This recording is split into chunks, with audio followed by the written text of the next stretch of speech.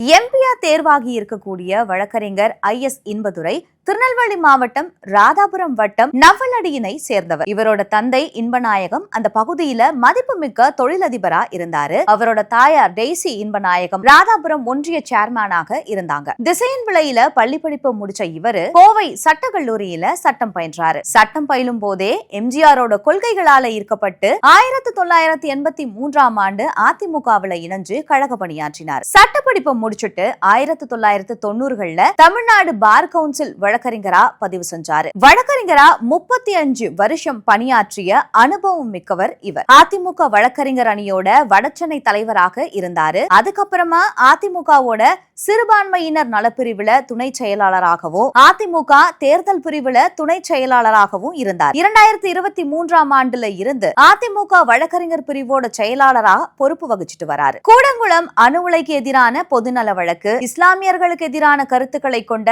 துப்பாக்கி, விஸ்வரூபம் ஆகிய படங்களுக்கு எதிரான பொதுநல வழக்குகள்ல அரசு தரப்பு வழக்கறிஞரா வாதாடினார். தர்மபுரியில திவ்யா இளவரசன் சாதி மறுப்பு திருமணத்தால ஏற்பட்ட கலவரம் தொடர்பான வழக்கிலையும் அரசு தரப்பு வழக்கறிஞரா சென்னை உயர்நீதிமன்றத்துல வாதாடினார். இவர் கடந்த 2016ஆம் ஆண்டு ராதாபுரம் சட்டமன்ற தொகுதியில இருந்து அதிமுக சார்பா சட்டமன்ற உறுப்பினரா போட்டியிட்டு வெற்றி பெற்றார். அந்த தேர்தல்ல தற்போது சட்டப்பேரவை சபாநாயகரா இருக்கக்கூடிய அப்பாவுவை வீழ்த்தி அபார வெற்றி பெற்றார். இப்போ அதிமுக சார்பில் மாநிலங்களவை உறுப்பினரா தேர்வு செய்யப்பட்டிருக்காரு.